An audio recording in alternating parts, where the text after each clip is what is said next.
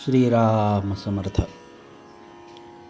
खरी तळमळ लागली म्हणजे संत भेटतो. असंताची आवड नाहीशी होईल तेव्हाच संत हवासा वाटेल. विषय आपल्याला त्रास देतात, पण ते सोडावे कसे हे समजत नाही. जंगलात सापडलेल्या माणसाप्रमाणे आपले झाले आहे.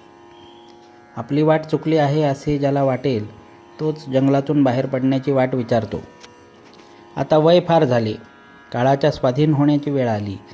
रामा, तूच आता तार, अशी तळमळ लागली तरच संत सहवास लाभेल. सत्संगत हवी असे आपण म्हणतो खरे, पण मागतो मात्र असत. मग आपल्याला सत्संगत कशी मिळेल? स्वतःला कसे विसरावे हे कळण्याकरताच संताला शरण जावे.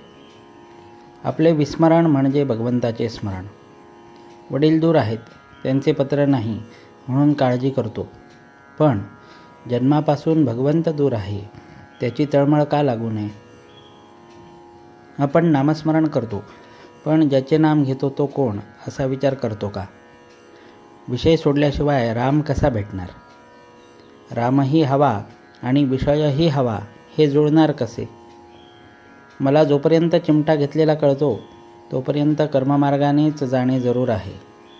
कर्ममार्ग सांभाळताना करता मी नव्हे ही भावना सांभाळणे जरूर आहे.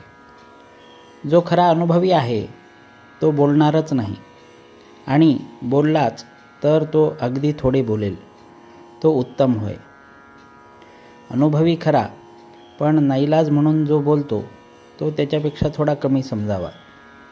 कोणीतरी बोलल्याशिवाय लोकांना कळणार कसे म्हणून हे लोक कमीपणा पत्करूनही पुष्कळ बोलतात. परंतु अनुभव नसताना उगीच शब्दपांडित्य करणारे हे अगदी खालच्या दर्जाचे होत. ज्याला अनुभव कमी त्याला शब्दपांडित्य फार असते. जो जगाला फसविणार नाही आणि स्वतःही फसणार नाही असाच मनुष्य जगाला मार्गाला लावू शकेल. कित्येक साधू दगड मारतात किंवा शिव्या देतात, तरी लोक त्यांच्या मागे जातात, कारण त्यांच्या शिव्या देखील आशीर्वादाप्रमाणे असतात. हे कित्येक लोकांच्या ध्यानी येत नाही. एखादा मुलगा बापाला म्हणू लागला की मी इतका जवळचा पण मला मिळतो मार, आणि तो लांबचा पोर त्याचे मात्र लाड, पण तो मारच आपल्या हितासाठी असतो हे त्याला नाही समजत.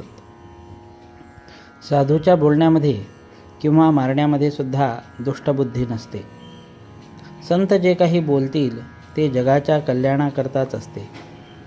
संत निस्वार्थी असतात, ते तळमळीने सांगतात, त्यावर आपण श्रद्धा ठेवली पाहिजे. संताच्या सांगण्याचा खरा अर्थ आचरणानेच कळेल. संतांच्या संगतीत आपण गेलो की आपले कर्तृत्व संपते. जानकी जीवन स्मरण. जय जय राम.